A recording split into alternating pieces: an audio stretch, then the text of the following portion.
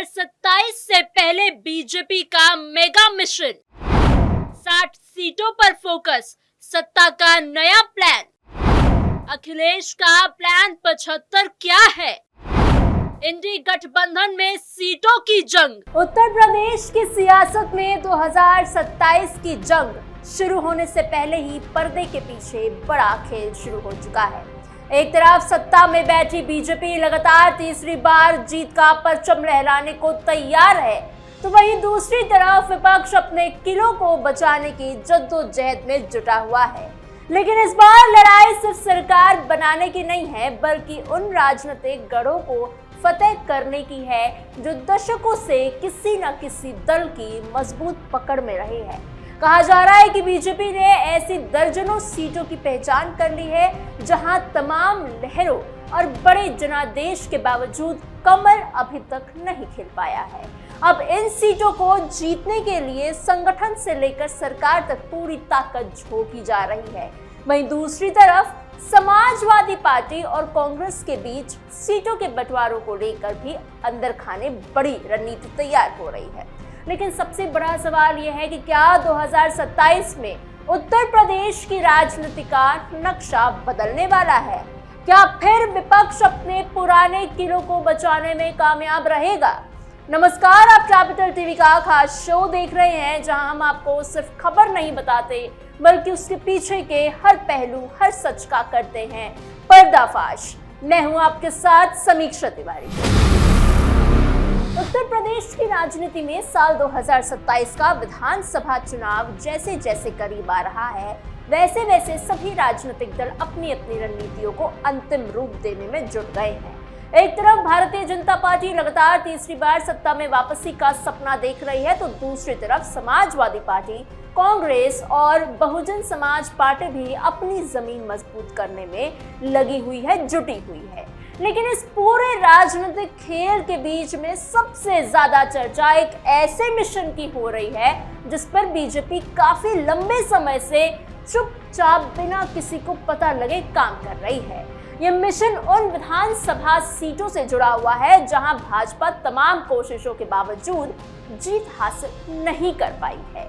यही वजह है कि अब पार्टी इन सीटों को लेकर एक बड़ा प्लान तैयार कर रही है, जिसे राजनीतिक गलियारों में मिशन 60 यानी मिशन 60 के नाम से देखा जा रहा है और जाना जा रहा है। उत्तर प्रदेश में भारतीय जनता पार्टी पिछले 9 सालों से सत्ता में है। साल 2017 में बीजेपी ने ऐसा प्रदर्शन किया था जिसने प्रदेश की राजनीति का पूरा समीकरण ही पलट कर रख दिया था। पार्टी ने अकेले अपने दम पर 312 सीटों पर जीत हासिल की थी और सहयोगी दलों के साथ यह आंकड़ा 325 तक पहुंच गया था। इसके बाद साल 2022 में भी बीजेपी ने शानदार वापसी करते हुए 403 में से 273 सीटों पर जीत दर्ज की और लगातार दूसरी बार सरकार बनाने में सफल भी रही। मुख्यमंत्री योगी आदित्यनाथ ने लगातार 2 बार पूर्ण बहुमत की सरकार बनाकर इतिहास रच दिया। लेकिन इन 2 बड़ी जीतों के बावजूद कुछ ऐसी सीटें रही जो बीजेपी के लिए अब भी चुनौती बनी हुई है। जी हाँ, राज्य में करीब 60 में से 61 ऐसी विधानसभाएं हैं जहां बीजेपी या तो कभी जीत ही नहीं पाई या फिर पिछले कई दशकों से उसे लगातार वहां हार का सामना करना पड़ रहा है। यही वो सीटें हैं जिन पर अब पार्टी का पूरा फोकस है। बीजेपी का मानना है कि अगर इन सीटों पर पकड़ मजबूत कर ली जाए तो 2027 का चुनाव और भी आसान हो सकता है। इसी वजह से पार्टी संगठन से लेकर सरकार तक सभी स्तरों पर इन सीटों के लिए अलग से रणनीति बनाई जा रही है। बताया जा रहा है कि बीजेपी ने इन सीटों को जीतने के लिए 3 स्तरों पर काम करना शुरू कर दिया है। पार्टी का पहला फोकस विपक्षी दलों के अंदर चल रहे असंतोष और आपसी मतभेदों का है। बीजेपी की नजर खास तौर पर समाजवादी पार्टी के उन नेताओं पर है जो कभी मुलायम सिंह यादव के दौर में बेहद प्रभावशाली माने जाते थे, लेकिन अब पार्टी में खुद को उतना मजबूत वो महसूस नहीं कर पा रहे हैं। ऐसे कई नेताओं से बीजेपी के रणनीतिकार लगातार संपर्क बनाए हुए हैं। माना जा रहा है कि चुनाव के करीब आते आते कुछ बड़े चेहरे समाजवादी पार्टी छोड़कर बीजेपी का दामन थाम सकते हैं। पश्चिमी उत्तर प्रदेश में भी बीजेपी कई खास समुदायों और प्रभावशाली नेताओं के संपर्क में है। पार्टी का मानना है कि अगर विपक्ष के मजबूत नेताओं को अपने साथ जोड़ा जाए तो उन सीटों पर चुनावी मुकाबला पूरी तरह से बदल सकता है जहां अब तक बीजेपी कमजोर रही है। यही वजह है कि पार्टी सिर्फ चुनावी सभाओं तक सीमित नहीं रह रही है, बल्कि संगठन स्तर पर भी बड़े बदलाव करने की तैयारियों में है। इन सीटों पर स्थानीय कार्यकर्ताओं को मजबूत करने के लिए बीजेपी ने एक और रणनीति बनाई है। पार्टी ने ऐसे कार्यकर्ताओं को नेताओं को सरकारी निगमों, आयोगों, बोर्डों और संगठन में अहम जिम्मेदारियां देने की योजना पर काम करना शुरू किया है, जो लंबे समय से ही पार्टी के लिए मेहनत करते हुए आ रही है। इसका मकसद बिल्कुल साफ है। पार्टी चाहती है कि जनता को ये संदेश जाए कि भले ही उनके क्षेत्र से बीजेपी का विधायक ना हो, लेकिन सरकार उनके इलाके में नेताओं और कार्यकर्ताओं को महत्व दे रही है। अब बात उन सीटों की जिन पर बीजेपी की खास नजर है। अंबेडकर नगर के अकबरपुर विधानसभा सीट, आजमगढ़ के निजामाबाद, आजमगढ़ सदर, अतरौलिया, मुबारकपुर और गोपालपुर सीटें, रायबरेली के हरचंदपुर, ऊंचाहार सीट, कानपुर के सीसामऊ सीट, प्रतापगढ़ की रामपुर खास और कुंडा सीट, इटावा की जसवंत नगर सीट और जौनपुर की मलहनी सीट उन प्रमुख क्षेत्रों में शामिल है जहां बीजेपी अब तक सफलता हासिल नहीं कर पाई है। इटावा की जसवंत नगर सीट समाजवादी पार्टी का सबसे ज्यादा मजबूत गढ़ माना जाती है। वहीं जौनपुर के मलहनी सीट, जिसे पहले रारी विधानसभा सीट के नाम से जाना जाता था, वहां भी बीजेपी कभी नहीं जीत पाई। प्रतापगढ़ की कुंडा सीट राजनीतिक महत्व और भी ज्यादा ले लेती है, क्योंकि यहां से रघुराज प्रताप सिंह उर्फ राजा भैया 1993 से ही लगातार विधायक बनते आ रहे हैं। इस सीट पर बीजेपी लंबे समय से जीत का इंतजार कर ही रही है और बस कर ही रही है, लेकिन अभी तक उसे सफलता नहीं मिली है। इन सीटों पर जीत हासिल करने के लिए बीजेपी अपनी पुरानी और सफल माने जाने वाली सोशल इंजीनियरिंग रणनीति पर भी काम कर रही है। पार्टी ने हर विधानसभा क्षेत्र के जातीय समीकरणों का विस्तार अध्ययन किया है। जहां जिस जाति या जिस समाज का प्रभाव ज्यादा है, वहां से उसी समाज से जुड़े एक प्रभावशाली नेता को जिम्मेदारी दी जा रही है। इसके साथ ही योगी सरकार के लोकप्रिय मंत्रियों और नेताओं को लगातार दौरे पर भी इन क्षेत्रों में भेजा जा रहा है।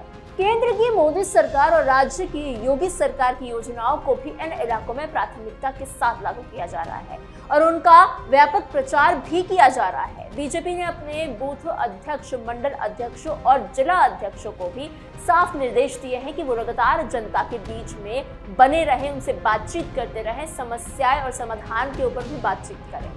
पार्टी चाहती है कि कार्यकर्ता लोगों के सुख दुख में शामिल हो और उनके साथ सीधा संवाद बनाए रखे, ताकि बीजेपी के प्रति जो दूरी है या जो संकोच है उसे खत्म किया जा सके। वहीं दूसरी तरफ विपक्षी खेमे में भी हलचल कम नहीं है। खास करके समाजवादी पार्टी और कांग्रेस के बीच में गठबंधन को लेकर लगातार चर्चाएं चल रही है। हाल ही में एक ऐसी घटना हुई है जिसने राजनीतिक गलियारों में नई चर्चा छेड़ दी है।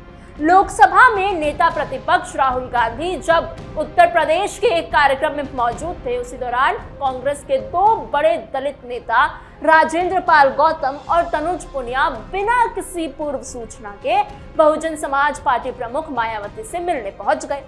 हालांकि मायावती ने उनसे मिलने से इनकार कर दिया और उन्हें उल्टे पांव वापस लौटना पड़ा। इसके बाद कांग्रेस के दोनों नेताओं को नोटिस जारी किया गया और ये स्पष्ट किया गया कि कांग्रेस पार्टी की तरफ से उन्हें मायावती के पास नहीं भेजा गया था। इस घटना के बाद समाजवादी पार्टी प्रमुख अखिलेश यादव का एक बयान भी काफी चर्चा में रहा। एक कार्यक्रम में जब उनसे कांग्रेस के साथ गठबंधन को लेकर सवाल पूछा गया तो उन्होंने कहा कि वो सिर्फ जीतने के लिए गठबंधन करेंगे। साथ ही उन्होंने ये भी कहा कि उन्हें गठबंधन चलाना अच्छी तरह से आता है, वो भली भांति जानते हैं। उनके इस बयान के बाद कांग्रेस के वरिष्ठ नेता तारिक अनवर सामने आए और उन्होंने कहा कि समाजवादी पार्टी के साथ गठबंधन खत्म होने का कोई सवाल ही नहीं बनता है। हालांकि इन बयानों के बीच समाजवादी पार्टी के अंदर एक अलग तरह की तैयारी भी चल रही है। जी हाँ, सूत्रों के मुताबिक अखिलेश यादव ने कांग्रेस के लिए प्लान 75 यानी प्लान 75 तैयार किया है। बताया जा रहा है कि उन्होंने पार्टी संगठन के नेताओं से कहा है कि उत्तर प्रदेश के सभी 75 जिलों में से एक ऐसी सीट चिन्हित की जाए जो कांग्रेस को दी जा सकती है। चर्चा ये है कि समाजवादी पार्टी इस बार कांग्रेस को अधिकतम 75 सीटें देने की ही तैयारी में है। दूसरी तरफ कांग्रेस भी अपनी तैयारी में जुटी हुई है। कांग्रेस कार्य समिति ने उत्तर प्रदेश की जिम्मेदारी संभाल रहे नेताओं से उन सीटों की सूची मांगी है जिन पर समाजवादी पार्टी के साथ बातचीत मोलभाव की जा सकती है। कांग्रेस की ओर से लगभग 120 सीटों की मांग रखने की तैयारी खबरें हैं, लेकिन राजनीतिक जानकारों का मानना है कि 2017 जैसे हालात इस बार नहीं बनने वाले हैं। उस समय समाजवादी पार्टी ने कांग्रेस को 105 सीटें दी थी और 9 सीटों पर दोनों दलों के बीच फ्रेंडली फाइट भी हुई थी। उस चुनाव में कांग्रेस को सिर्फ 7 सीटें मिली थी और उसका वोट प्रतिशत करीब सिर्फ 6.2% ही रहा था। यही वजह है कि समाजवादी पार्टी इस बार सीटों के बंटवारों में ज्यादा सावधानी बरतना चाहती है।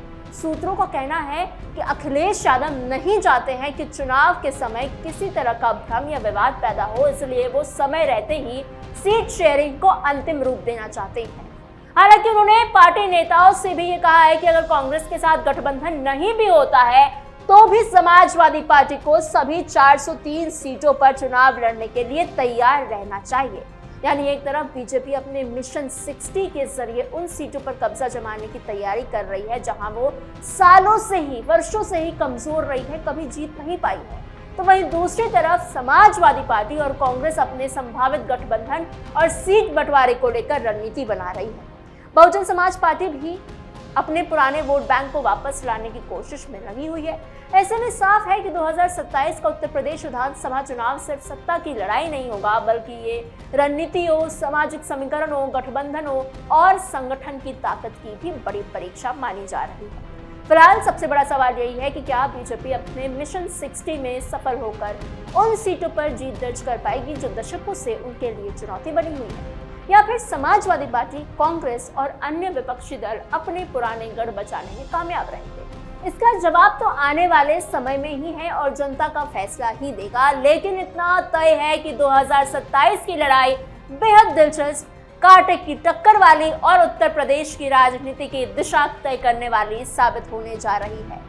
फिलहाल पर्दाफाश की इस पेशकश में इतना ही। आपकी इस पूरी खबर पर क्या राय है हमें कमेंट बॉक्स में जरूर बताइएगा। ऐसी और खबरों के लिए बने रहिए कैपिटल टीवी उत्तर प्रदेश के साथ।